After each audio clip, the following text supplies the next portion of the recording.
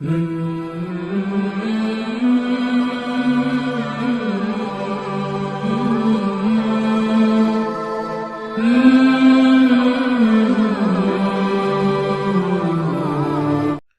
ہوا مگر رستی نہیں ہوئی، میاں بیوی میں ملاقات ہوتی رہتی ہے لڑکی کے گھر پر، ایک دو بار لیدگی میں بھی ہوئی، لیدگی میں غلط ہے، سب کے سامنے ہو تو ٹھیک ہے، کام پہ گیا تو پھر بعد ناراضگی ہوگی تو پھر لوگوں نے انکار کر دینا، پہلے بھی بول چکا ہوں کافی دفعہ۔ داڑھی کی کم از کم کتنی مقدار ضروری ہے جو گناہ میں نہ ہو؟ داڑھی وہ جو عام حالت میں جسے داڑھی کہا جاتا ہے نا، داڑھی کہتے ہی داڑھ پہ اگنے والی ہے، نچلے جبڑوں پہ، لحیہ عربی میں، عرف عام میں جسے داڑھی بولا جائے، جس طرح شاید افریدی صاحب نے داڑھی رکھی ہوئی ہے تو یہ بھی داڑھی ہے، گناہگار تو نہیں ہوگا، ظاہر ہے وہ جو صحیح بخاری میں ہے کہ عورتوں کی مشابہت سے بچنا ہے آپ نے، ان عورتوں پہ لعنت جو مردوں کی مشابہت اختیار کریں، ان مردوں پہ جو عورتوں کی کریں۔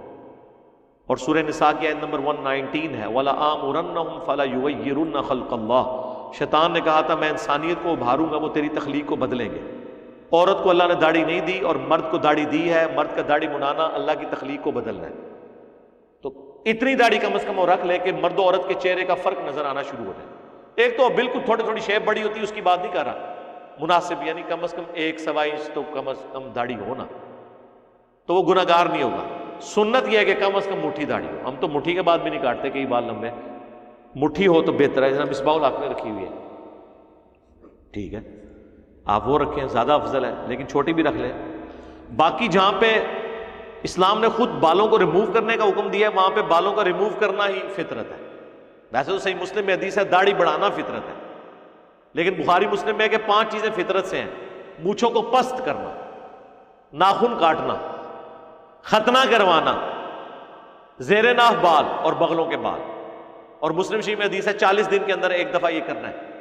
وہاں پہ ریموو کرنا فطرت ہے، داڑھی کو رکھنا فطرت، ٹھیک ہے۔ حضرت محمد صلی اللہ علیہ وسلم کی سنت یا داڑھی مبارک کو تراشا نہیں، وہ اس لیے نہیں تراشا کہ آپ کو ضرورت نہیں پڑی نا تراشنے کی، میں نے بھی تراشا، ابھی یعنی 43 پلس میری ایج ہو چکی ہے، اب کیا داڑھی میری اور بڑھنی ہے، آپ دیکھ لیں، سچی داڑھی ہے، کبھی ایک دفعہ بھی نہیں کاٹی ہے، تو نیچرل اتنی ہے۔ یہ چاندے کے لوگوں کی داڑھی یہ لمبی ہوتی ہے، نبی علیہ السلام کی تو داڑھی ہے ہی اتنی تھی۔ ایک ہی حدیث ہے حضور کی داڑھی کی لمبائی پہ جو شمائل ترمذی میں ہے کہ نبی علیہ السلام کی داڑھی نحر تک تھی، یہ نحر یہ جو ہلکا سا گلے کا جوڑ ہوتا ہے، جتنے لوگوں نے حضور کو خواب میں دیکھا ہے نا انہوں نے اسی طرح داڑھی بیان کی ہے، البتہ گھنی ضرور تھی، چہرے پہ پھیلی ہوئی، یہ جو اتنی لمبی لمبی ہے اس طرح حضور کی داڑھی ہے ہی نہیں تھی اتنی لمبی، اسی لیے بخاری میں آتا ہے نا کہ عبداللہ بن عمر جو ہے وہ مٹھی کے بعد داڑھی کو کاٹ دیتے تھے حج اور عمرے کے موقع پر، اور ابو داؤد میں ہے کہ مطلقاً آپ مٹھی سے بڑھنے نہیں دیتے تھے۔ تابعی کہتے ہیں میں نے عبداللہ بن عمر کو 2 کام کرتے ہوئے دیکھا ہے،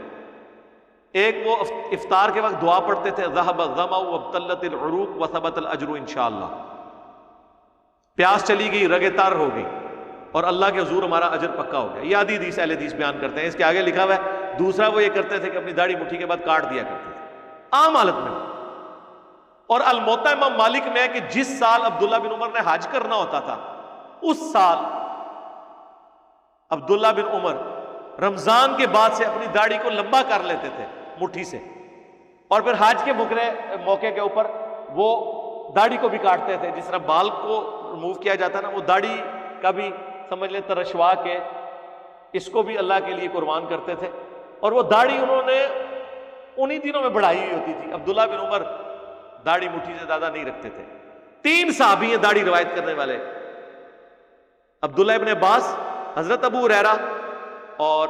ابن عمر، اور تینوں کی داڑیاں مٹھی تھی، سب مٹھی کے بعد کاٹتے تھے۔ مصنف ابن ابی شیبہ میں پورا چیپٹر موجود ہے، بخاری مسلم سے میں نے ثابت کیا داڑھی کی لمبائی آپ لکھیں، اور میں نے کہا یہ بہت لمبی داڑیاں جو ٹوائلٹ میں بیٹھے وقت تنگ کریں اور ان کو یوں شولڈر پہ رکھنا پڑے، یہ خلاف سنت۔ زبیر لذیذ صاحب داڑھی کے کاٹنے کے قائل تھے، بلکہ کہتے تھے اجماع صحابہ ہے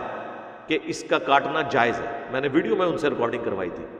میں نے کہا آپ بھی کاٹا کریں، کہتے ہیں یار میری تو اتنی نہیں کہ مجھے ضرورت پڑے۔ تو ایک دفعہ میں نے ان کو فون پہ یہ بات بتائی، میں نے کہا جی عبداللہ بن عمر تو اتنے متبع سنت تھے، صحیح بخاری میں آتا ہے کہ جس جگہ حضور نے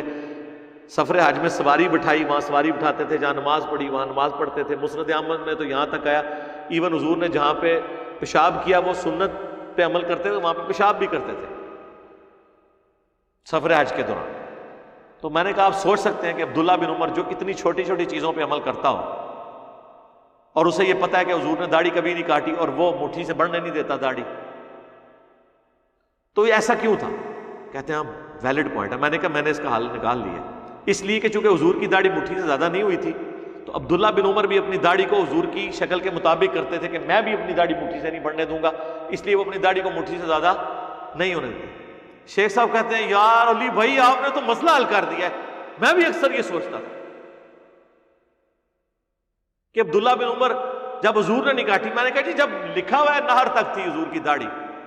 مٹھی سے بڑی ہی نہیں ہے، تو حضور کو کاٹنے کی نوبت ہی نہیں آئی، ایک بندے کی داڑھی اس سٹیج پہ پہنچی نہیں ہے، آپ کس نے کہتے ہیں حضور نے داڑھی نہیں کاٹی؟ کیوں کاٹنی تھی آپ نے؟ ویسے ترمذی میں ضعیف روایت ہے، جن کو ضعیف روایتیں پیش کرنے کا بڑا شوق ہے نا، تو ترمذی میں موجود ہے کہ حضور لمبائی سے بھی اور چوڑائی سے بھی اپنی داڑھی کو برابر کیا کرتے تھے کاٹ کے، لیکن میں نہیں وہ پیش کر رہا۔ تو آپ کو داڑھی کاٹنے کی نوبت ہی نہیں ہے، آپ کو اللہ نے داڑھی،